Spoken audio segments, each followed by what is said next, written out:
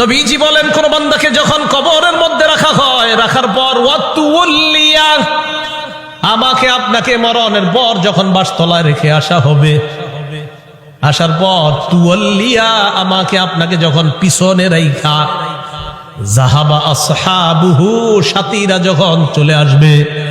একবার কল্পনা আলেন, রাতের বেলা বিছানায় যখন বালিশে যখন মাথাটা লাগানোর পর কল্পনা করেন আমি মারা গেলাম, যাওয়ার পর বাসতলায় কোন কবরের মধ্যে আমাকে রেখে আমার আত্মীয় স্বজন চলে আসছে, ব্যাপারটা কেমন একটু চিন্তা করেন।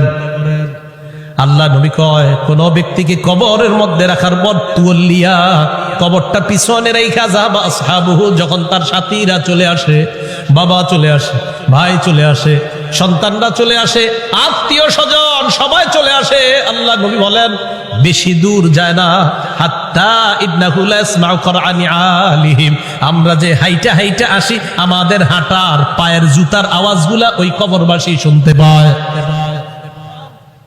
শুনে, কেন শুনে জানেন? ওই মুহূর্তে তার দেহের মধ্যে আত্মাটা আল্লাহ দিয়ে দেয়। কেন দেয়?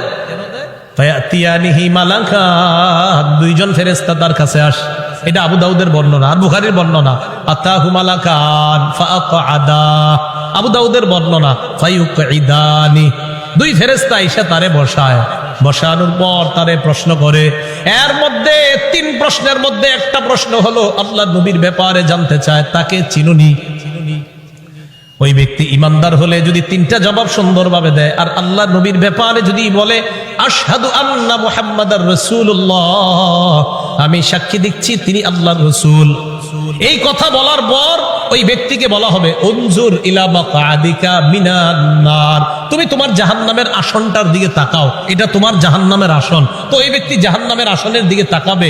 এরপর বলা হবে আবদালাকাল্লাহু মাকআদাম মিনাল জান্নাহ, জাহান্নামের আসনের পরিবর্তে আল্লাহ তোমাকে জান্নাতের আসন দান করছে।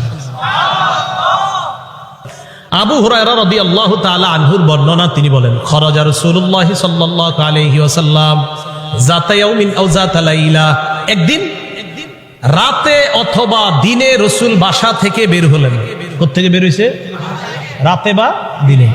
বের হওয়ার পর আসছে, আয়েশা দেখে ফাইদা হুয়া বিআবি বকর ওয়া উমর, নবীজি দেখে আবু বকর ওমর বসা। আবু হুরায়রা রাদিয়াল্লাহু তাআলা আনহু বলেন, নবীজি বাসা থেকে বের হয়েছে, বের হয়ে দেখে আবু বকর ওমরও বসা। এই হাদিসটা একটু মন দিয়ে সবাই শুনেন আর নিজেদের জীবনটা একটু চিন্তা করে নেন।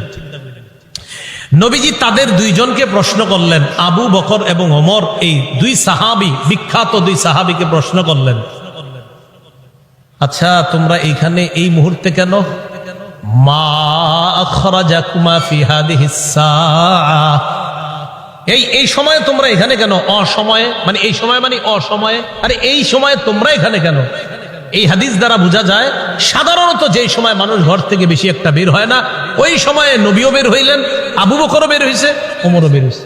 নবী বের না হইলে জিজ্ঞাসা করে গেলেন। তো আবু বকর ওমর জবাব দিলেন, আহারে কি জবাব দেয় দেখেন, ক্বালাল জুউ ইয়া রাসূলুল্লাহ, হুজুর খিদা লাগছে, ক্ষুধার কারণে বের হইছে। সম্পদ সব ছেড়েছে মক্কায়, নবীর সাথে চলে এসেছে মদিনায়। নবীজি যে জবাবটা দিলেন, আল্লাহ নবী বললেন আল্লাযী নাফসি বিয়াদিহি আখরাজানিল্লাযী আখরাজাকুমা। আবু বকর ওমরকে আল্লাহ নবী বলেন, আল্লাহর কসম আবু বকর ওমর, তোমরা যে ক্ষুধার কারণে বের হয়েছ, আমিও ক্ষুধার কারণে বের হইছি।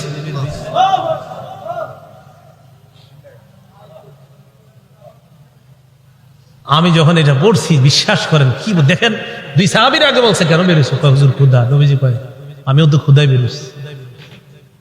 কওমু চলো আমার সাথে চলো। ফাকামু মাআ, দুই সাহাবী আল্লাহ নবীর সাথে চললেন। ফাআতা রাজুলাম মিনাল আনসার, এক আনসারী সাহাবীর বাড়িতে গেলেন। ফাইদা হুয়া লাইসা ফি বাইতিহি, সাহাবী বাড়িতে নাই। রাআতহুল মারআ, ঘর থেকে আনসারীর বিবি দেখা ফেলছে, সর্বনাশ, আমাদের বাসায় এই তিনজনকে, আল্লাহু আকবার, মহিলা চিনা ফেলছে। ভিতর থেকে বলতেছে মারহাবা, স্বাগতম স্বাগতম। এমন মেহমান পাইলে কে স্বাগত না জানায়?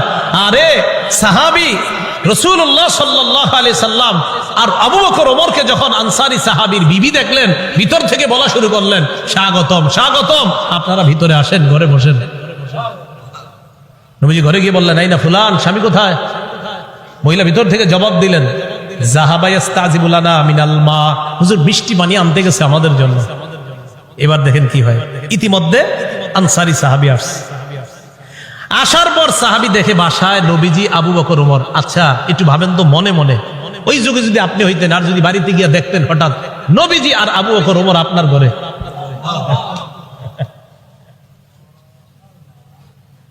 সাহাবী দেখে কি কয়, মা আহাদুল ইয়াউমা আকরামা আদিয়াফা মিন্নি। সাহাবী কয়, আজকে আমার চাইতে শ্রেষ্ঠ মেহমান, আজকে আমি যে শ্রেষ্ঠ মেহমানদেরকে পাইছি, আমার চাইতে শ্রেষ্ঠ ভাগ্যবান আর শ্রেষ্ঠ মেজবান আর কেউ নাই। আমি এমন 3 জন মেহমান পেয়েছি। তাড়াতাড়ি বাগানে গেছে, খেজুর বাগানে। যা আবিল আজ, খেজুরের ছড়ি নিয়ে আসছে, ফিহি বুসরুন আর রতবুন ওয়া ইয়াবিস, শুকনা খেজুর আছে, ভিজা খেজুর আছে, কাঁচা খেজুর আছে। আইনা কয়, যেটা মন চায় এটা খায়। আখজাল মুদিয়া, ছুরি নিছে, চাকু নিছে। নবীজি কই যাও? হুজুর পশু জবাই করতে হবে। কি জবাই করবে? মাথা মানে পেরেশান হয়ে গেছে, আমার এই 3 মেহমানকে কেমনে মেহমানদারি করবে? পশু জবাই করতে হবে। নবী কয়, ইয়াকা ওয়াল হালুব, এই তুমি আবার মাথা গরম কইরা দুধালু কোন পশুরে জবাই করো না। দুধ দেয় যে পশু, বর্তমানে দুধ দিতেছে, এরকম পশু জবাই করো না। জি ঠিক আছে। ফাযাবাহা লাহুম, স্বাভাবিক একটা বকরি জবাই করছে। নবীজিরে গোস্ত দিয়ে, খেজুর দিয়ে, মিষ্টি পানি দিয়ে মেহমানদারি করলেন। করার পর যে কথাটা নবী বলছে, এটা বলার জন্য আপনাদেরকে লম্বা হাদিসটা শোনাইলাম। নবীজি আবু বকর ওমরকে বললেন, আবু বকর ওমর, বাহিরে আসছিলা কিভাবে বলো তো? কয়, হুজুর ক্ষুধায় আমগরে বাহিরে নিয়ে আসছে। নবীজি কয়, আবু বকর ওমরকে বললেন, এখন খাইছো? কয় হ্যাঁ। নবীজি বললেন, লাতুস আলুদনা আন হাদা ইয়াউমাল কিয়ামাহ, এই যে খানাগুলা খাইছো না, পেট ভরছো না, এই ব্যাপারেও কিয়ামতের ময়দানে আল্লাহর কাছে জবাবদিহিতা করতে হবে। অবশ্যই অবশ্যই তোমাদেরকে এই ব্যাপারে জিজ্ঞাসা করা হবে। এই খানা খেয়ে আল্লাহর ইবাদত করছো কিনা, এই খানা খেয়ে তুমি সঠিকভাবে চলছো কিনা, আল্লাহ তোমারে খাওয়াইছে, খাওয়ানোর পর আল্লাহর হুকুম তুমি পালন করছো কিনা, এই ব্যাপারে জিজ্ঞাসা করা হবে।